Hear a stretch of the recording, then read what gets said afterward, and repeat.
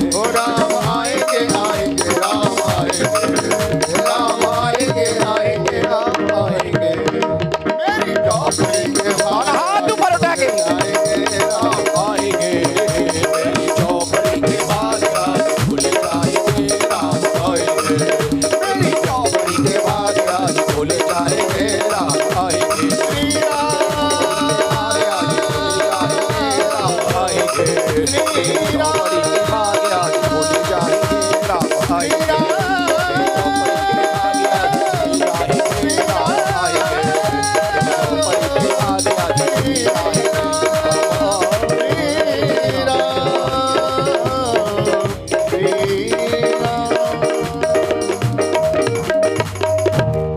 रामचंद्र भगवान की जय। मेरी झोपड़ी के भाग्य आज खुल जाएंगे, राम आएंगे। विदुरानी का मन रूपी मयूर नृत्य करने लग गया। वो शुभ दिन किस दिन आए जिस दिन मेरे राम मेरी झोपड़ी को पवित्र करने के लिए आएंगे। आज बंधुओं, अस्तिनापुर में मेरी गोविंद का आगमन हुआ। विदुर जी का मंत्री पद तो है नहीं कि आगे मंच पर पहुंच जाएं, पीछे पीछे खड़े हैं विदुर जी महाराज। लेकिन आज मेरे गोविंद की नजर विदुर जी पर पड़ी। नैन नैन के मिलत ही नैन ऐन कह देत। विदुर जी के नेत्र मेरे कन्हैया से मिले तो मानो कन्हैया ने विदुर जी से नेत्रों से ही बता दिया, काका जी भोजन की व्यवस्था कर लो, आपके घर ही हम भोजन पाएंगे। पेट फोड़ करके बता दिया, बोले काका जी आपके घर, हाँ ठीक है। दौड़ लगाई काका विदुर ने और विदुरानी से बोले सुनती हो क्या? बोले हाँ। बोले सुनो सुनो, अभी कुछ देर बाद कन्हैया मेरा भोजन करने के लिए आ रहा है और मेरे से कन्हैया ने भरी सभा में कहा है, इशारा किया है, और आप तैयारी करिए। गोबर का चौका लगाया, केले के खम्भे लगाए, सुंदर चटाई बिछाई। पांडवों के भी भाग्य का आज फैसला होने को जा रहा है।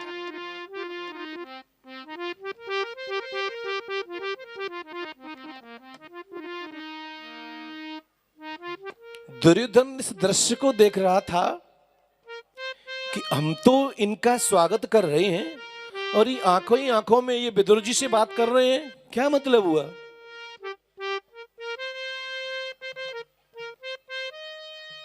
पर दुर्योधन कुछ बोल नहीं सका।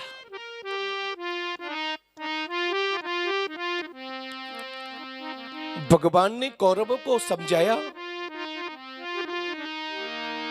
और दुर्योधन से कहा, दुर्योधन मैंने तुम्हें दुर्योधन नहीं कहा, मैंने तो तुम्हें सुयोधन ही कहा।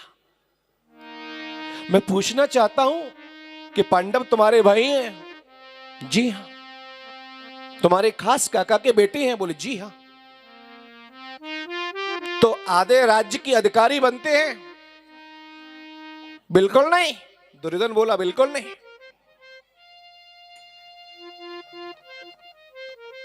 ये नैतिक पद्धति है। अच्छा दुर्योधन, आप आधा राज्य नहीं दे सकते तो पांच गांव उनके लिए दे दो। दुर्योधन तुरंत तड़ाक से खड़ा होकर के बोला, भीष्म पितामह द्रोणाचार्य कृपाचार्य और धृतराष्ट्र सब बैठे हुए। बोले कहा भगवान आप 5 राज्यों की क्या बात करते हो? सुच ग्रह नहीं बदाश्यामी बिना युद्धेन केशव। हे केशव, बिना युद्ध के मैं उनको एक सुई की नोक के बिना नहीं दे सकता। दुर्योधन नानी से दादी से कहानी में सुना होगा, युद्ध की विभीषिका नहीं देखी है? हजारों माताएं विधवा हो जाती हैं दुर्योधन, खून की नदियां बह जाती हैं दुर्योधन, गांव की गांव खाली हो जाते हैं, खजाने खत्म हो जाते हैं दुर्योधन। लेकिन जाको प्रभु दारुण दुख दे, जाको प्रभु दारुण दुख दे, जाकी मट्टी पे ले हर ले, जाकी मट्टी पे ले हर ले, जाको प्रभु दारुण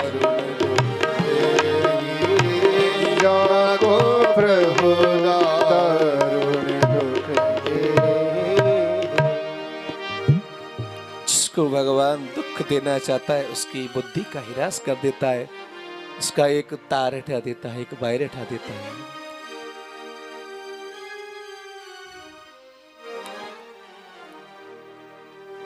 धृतराष्ट्र ने दुर्योधन का हाथ दबाया। ऐसे नहीं बोलते सभा में। मेरे गोविंद मुस्कुराए, दुर्योधन मैंने आपको दुर्योधन नहीं कहा, सुयोधन ही कहा। इतने में दुर्योधन बोले चलो राजनीति तो होती रहेगी, कन्हैया भोजन बन गया है, आप भोजन पा लीजिए। तो मेरा कन्हैया दुर्योधन से क्या बोला? भोजन दो ही परिस्थिति में किया जाता है। एक तो भोजन कराने वाले का मन हो, पहली परिस्थिति भोजन कराने वाले का मन हो, दूसरी परिस्थिति भोजन करने वाले को भूख हो। दुर्योधन आपका मन नहीं है, मुझे भूख नहीं है। और सुनो वैसे भी हाँ, मेरा आज का निमंत्रण तो काका विदुर की है। आपका निमंत्रण कब कर दिया विदुर जी ने? बोले नहीं, मेरे से मिले तो मैंने कहा था कि जब कभी भी मेरा हस्तिनापुर आना हुआ तो हमारा भोजन आपके यहाँ होगा। आह, हंसते हुए क्या बोला दुर्योधन? मंत्री पद तो है नहीं, जिसकी खुद की भोजन की व्यवस्था नहीं, कन्हैया वो आपको भोजन क्या कराएगा? लेकिन कन्हैया ने कहा दुर्योधन मुझे चिंता नहीं, खुद की व्यवस्था हो या नहीं हो, लेकिन जब निमंत्रण किया है तो मुझे अवश्य भोजन कराएगा, अवश्य भोजन कराएगा, अवश्य भोजन कराएगा। आज बंधु काफी समझाया, दुर्योधन नहीं माना। भगवान प्रस्थान कर रहे हैं कहां? काका विदुर के यहाँ। आहा, साकर को खटखटाया। काका जी, काकी जी बड़ी जोर की भूख लगी है, कछु खाने के ताई होए तो दे दो। काकी विदुरानी स्नान कर रही थी। जैसी मेरी गोविंद की मधुर मुस्कान की आवाज को सुना, दाल पड़ी निर्वस्त्र।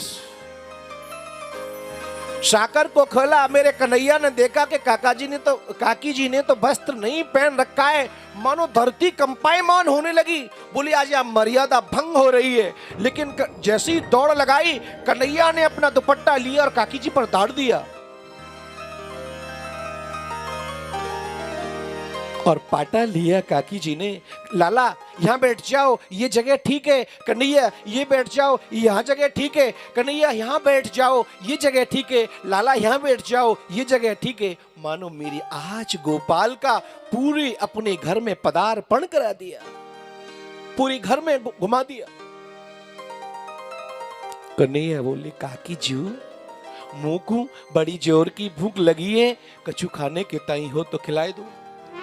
लाला अभी काका जी तो गोपन की बजरिया गए, वहां से कछु खाने के लिए मिठाई लेके आ रहे होंगे। जब तक मैं केले के बगीचा से आपको सुंदर सुंदर केले के फल तोड़ के लाते। केले के फल तोड़ के लाई, लेकिन यहाँ उल्टा हो रहा है। काकी जी केले के गूदे को तो फेंकती जा रही है, गोविंद को केले के छिलके खिलाती जा रही हैं।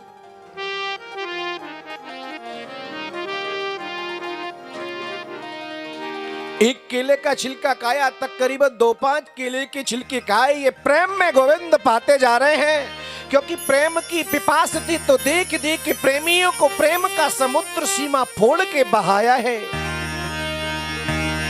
चिंतामणि जटित चार चादर बिछाई जहां, भांति प्रतिभांति कुंज कुंज को सजाया है। और भारत का भूषण तिलकती हूँ लोकन में, प्रेम के लिए ही तो श्री वृंदावन बनाया है, प्रेम के लिए ही तो श्री वृंदावन बनाया है।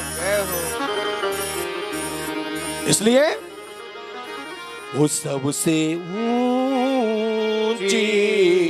प्रेम सगाई, सबसे ऊंची प्रेम सगाई, सबसे ऊंची प्रेम सगाई, सबसे ऊंची प्रेम सगाई दुर्योधन के मेवा त्यागे ओ दुर्योधन के मेवा त्यागे दुर्योधन के मेवा त्यागे दुर्योधन के मेवा त्यागे साग विदुर ललकारी सबसे ऊंची प्रेम सगाई सबसे ऊंची प्रेम सगाई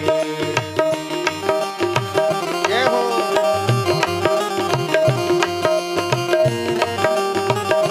हरि बोल।